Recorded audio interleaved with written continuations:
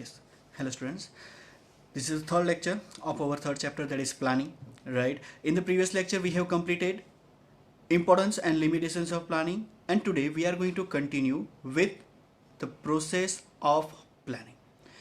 It is a very important one, right? Because it can be asked into 5 marks of a question, right? I just need you all to go through this diagram, right? That is step by step. It starts with determination of objectives and it ends with evaluation of plan.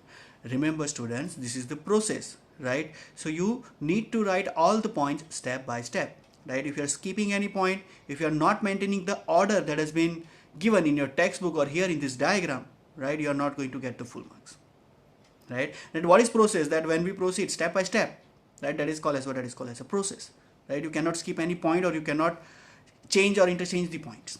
Okay, right? So see, it starts with the determination of objective. Now objective that we know is some sort of goal, some sort of objective, that target that has been set by whom? By the top level management. Then followed by clarifying the planning premises. Now planning premises, that means what? It is not like that premises, that the school premises and everything. That planning premises, it includes forecasting and assumption, right? Because planning is done on the basis of what? On the basis of the forecasting, assumptions that the expert person they are going to do.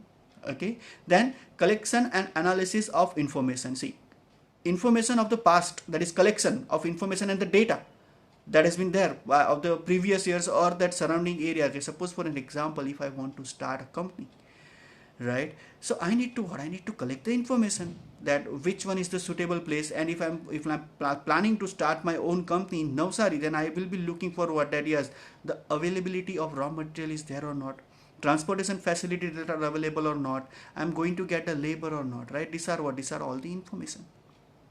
Getting my point? And if I want to plan for the future, then I will be collecting information from the past. The data will be collected from the past. Okay, then preparation of alternative plan. Let's see the plans. Obviously, then when we think about planning, we need to keep in mind that we are going to have that more than one alternative, right? And then we are going to what? We are going to select the best one. That is the next step. That is evaluation of alternative. Listing out 3 to 4 alternatives, then we are going to study, we are going to analyze all those alternatives, and then we are going to select the best one which will give the maximum output to the company or to the organization. Okay, then formulation and evaluation of subsidiary plan. See, all the companies, they must have what? They must have the two plans in the mind, that is primary and secondary. Primary objective can be anything. Suppose for an example, as the car manufacturer company is there, they are going to involve in the business of car manufacturing, and at the same way they are going to what? They are going to prepare a subsidiary plan, that is the extra income source, that they are going to manufacture, or they are going to produce tires also. Now after 3 to 4 years, right, that the users, they are going to, that car users, they are going to demand what? They are going to demand tires. That is the subsidiary plan. But subsidiary plan cannot be given much importance at the cost of primary objective or primary plan. Fine, right? Then evaluation of plan, that whatever the plan that has been made, it will be what? It will be assigned to the expert person. They are going to what? They are going to analyze, they are going to, if any loophole will be there, then they are going to what? They are going to have that idea, okay, yes, these changes that are necessary. Okay, right? Is it clear? Remember, you need to go through these points only, right? Know that interchange of the numbers or the position, or you cannot skip any point. Okay, right? So moving ahead, that is, let's get in the detail, that is determination of objective, right? First step of the planning process, that is what? That is determination of objective. See, planning, it starts with what? It starts with the objective, that is the goal, that what is the thing that you want to achieve, what is the thing that you are thinking in the mind. Okay, suppose for an example, you have the target that to get the 80%, right? That is your goal, and accordingly what you are going to do, you are going to what? You are going to put the efforts to achieve the target. And remember, the target or objective, that must be pragmatic. What is pragmatic? Pragmatic, that means it must be realistic, that can be achievable, practical objectives that need to be taken or that need to be set, right? Suppose for an example, some average students, they want to what? They want to get that above 90%. That is not the way. Getting my point, right? Suppose that yes, I am thinking, yes, I have the target in my mind, I'm going to finish up all the syllabus within the month of June. Is it possible? No, it is not pragmatic. It is not a realistic thing, right? It's not a practical approach. Fine. So the target must be what? Target must be pragmatic, so that the target that can be what? That can be achievable, right? And if objectives are determined in a proper manner, then planning can become useful or a successful in the business unit. Okay, right? See, I have given you the example in the characteristics also. Okay, when a new company, they are entering in the business or entering into the market, right? They need to what? They need to have the target of what? They need to have the target of getting the market position, not onto the profit, that is higher profit like 10 crore or 15 crore in a very 1 year or a very first year. It is not possible. They are not pragmatic. They are not realistic, right?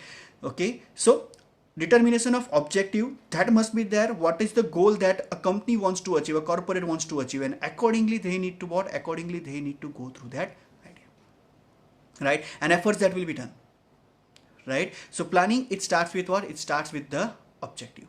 Then second, that is clarifying the planning premises. I have make you understand very clearly. That is planning premises, that means what? That means assumption or forecasting. See, we have seen in the characteristics also that forecasting is what? Forecasting precondition for the planning, right? Planning is completely based on assumption, because whatever the things that can happen in future, that what we are assuming and we are preparing in the present by collecting the data from the past, right? So it is what? It is a one kind of that assumption, or it is a forecasting that we are doing, and that is called as what? That is called as a planning premises, right? And we need to take into consideration of these two, that is internal factors and external factors. Internal factors, that can be what? That can be somewhat controllable, but external factors, they are not controllable, right? So we need to keep those things in mind. Okay, yes, external factors like technological changes, government policy changes, legal provisions are going to change,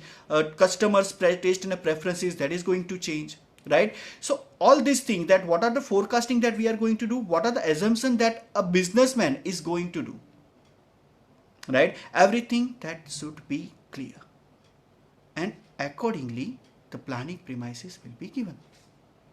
Okay, getting my point, right? So assumption and forecasting, they are based on what? They are based on the proper analysis of internal factors as well as external factors. Okay, clear? Then third, that is collection and analysis of information. See, the collection and analysis of information, that can be collected by directly or indirectly, right? Okay, suppose take an example, that I want to start a company, right? I want to start a company in Palsana, that is near Surat, right? And what I will be doing, yes, I have that thing, I have done plan, yes, I want to start my that production business in the Palsana city, that is a town, we can say, right? That is industrial town. So I need to what? I need to collect information directly or indirectly. I will be hiring some people, right, to get the data collection for me.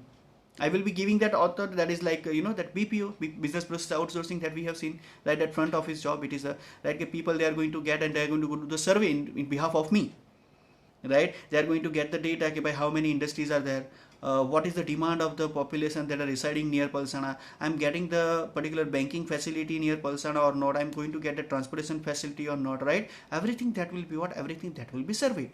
These are the information, right? Once the information that is collected, it will be analyzed, right? And analysis of information, that is necessary, because when you are going to analyze the information, ultimately what you are doing, you are going to plan for the future. So it will what? It will help in what? It will help in making the assumption, and that is in an accurate way, right? So collecting the statistical data from the surrounding area, right, to start the company, to start the business, that is called as what? That is called as a collection analysis of information, right? Suppose that some of the students, they are going to target about 80% or 90%, right? Then what they are going to do?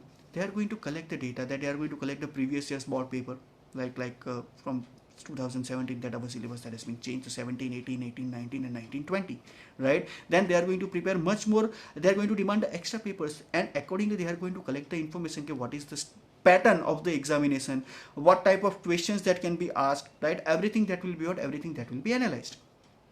But for that, the objective must be clear. So that is why we have seen here, the first thing is what? First thing is to set objective, okay, right? And then we are going to clear the planning premises, and then we are going to have what? We are going to have that data collection and analysis of those data, right?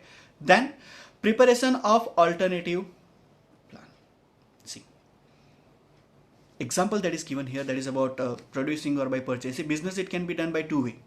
I will be involving in a production process that with the help of four factors of production, that is land, labor, capital and entrepreneur, right? Or I will be directly involving in a purchasing process.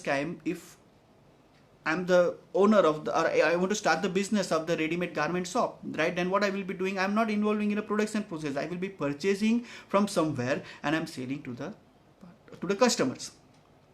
Okay, getting my point, right? So this list of alternatives that need to be prepared, right? That businessman or a business personnel, they cannot rely or they cannot depend on the one plan. They need to what? They need to prepare more than one plan. They need to prepare that alternatives, right? That plan A, B, C and D.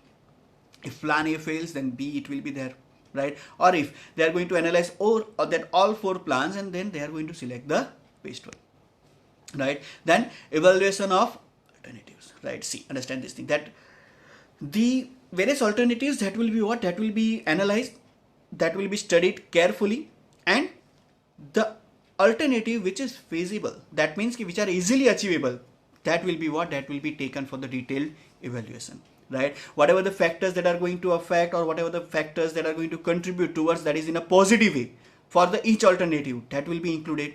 And remember, it is completely the intellectual process, right? As I said, that it is not a physical activity, it is a mental, or we can say that it is the particular mental capability of a person that will be used, right? It is a completely psychological phenomenon, right? And it is an intellectual process. So whatever the things that will be there, right? That, see, planning that is done, quality, it is there, right? But quantity, it is necessary. Quantity, when I say quantity, that means what? That information, that enough of information that need to be there. Then and then only what you are going to do, you are going to do the assumption, you are going to prepare the plan, and accordingly you are going to evaluate, right? You are going to compare the data with the previous one, that is the past data. Getting my point, right? Then important one, that is this, that is full form of OR, that has been asked by what is OR, operational research. That it is the one type of a method that has been used by the management, right, to analyze the whatever the information that people are having, right? So business unit prepare an idea and plan as a model with the help of what? With the help of operation research, right? And this operation research, this will be helpful. It is a one kind of a statistical method, right, for the people, that management gurus or the management professionals, right, to get accurate assumption and accurate result. Okay, right? This full form of OR that has been asked in the 1 mark of a question. Okay, right? So in evaluation, what we are doing, we are going to what? We are going to evaluate each and every alternative plan, right? We are going to what? We are going to have that idea, okay, yes, which will be the most successful plan that they are going to have.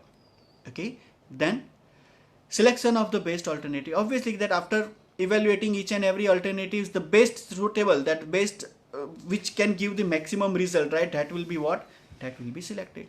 And ultimately the plan that can be what? That can be implemented, right? So it will be evaluated, analyzed, scrutinized for the what? For the selection of the alternative. Each and every, whatever the alternatives are there, right? That if I want to go to Baroda, then what are the alternatives that I am having? I can use public transport. Now some of you will think that it's a COVID-19, so why you should go for public transport, right? I'm not going to go to that public transport, but just it is an example, right? Understand this thing. If I want to go to Baroda, then I will be having options of my own private vehicle. I have that public transportation like railways and bus transport, or I can hire someone who can drop me there, right? So looking at it during this situation, right, what is the best one? That is my own private vehicle.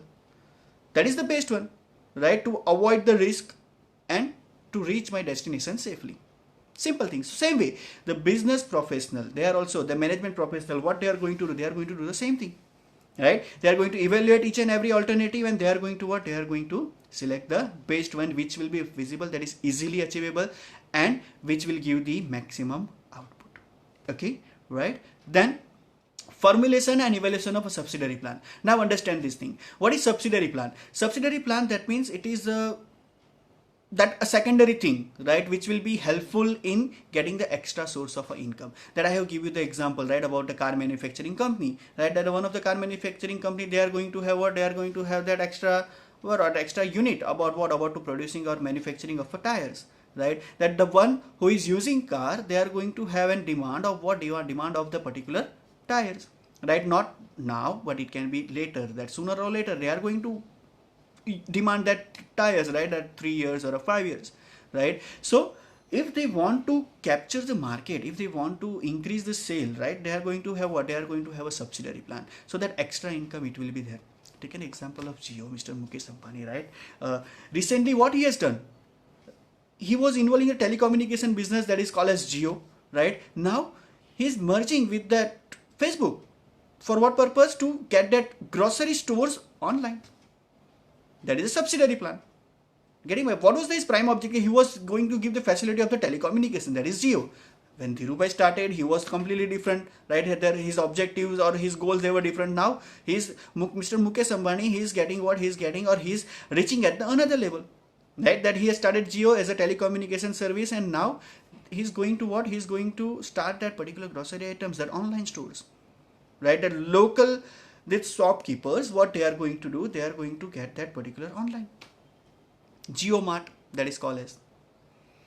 Getting my point, right? They are going to involve in a that Jio fiber, right? That broadband connection, it will be there. They are going to get into it, but DTH also, there is that cable connection that will be given, Dish TV connection that will be given by Jio, right? All these are what? All these are subsidiary plans. They are generating more and more extra income from that. So but yeah, they need to keep in mind, okay, by focusing on this subsidiary plan, it cannot impact or it cannot affect or give that particular that any kind of that loss in the primary plan or a primary objective or a basic plan, right? Subsidiary plan cannot be created or it cannot be implemented at the cost of a basic plan.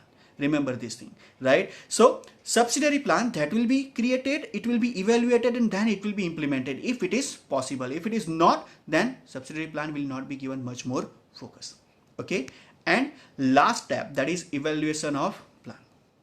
See, once everything that is done by the top level management or by the expert person of the company, of the business, they are going to what? They are going to have that consultation with the other party, that is third party, outsiders, that is KPO, that people who are engaged in the KPO activity, that is knowledge process outsourcing, right? They are going to go, they are going to the consultant for what purpose? For the analysis and discussion of a plan that they have make, right? And they are going to what? They are going to take the opinion of them, and when the opinion it will be taken, obviously that anything that has been missed out, or if anything is there, then it will be corrected and it will be implemented, right? See the last point, it is important one. Okay, by what is when the look and lip principle is adopted, or what is look and lip principle? That is when we proceed step by step, the principle of look and lip is to be adopted, right? See, in a planning process, we went that particular step by step, that starting from the determination of objective and it ends with the evaluation of plan, right? So well, evaluating the plan, what we need to do, we need to go step by step, and when we proceed step by step, what is the principle? That is principle of look and lip, that is going to be adopted. This question, it can be asked into 1 mark or a 2 mark of a question. Remember this thing, right?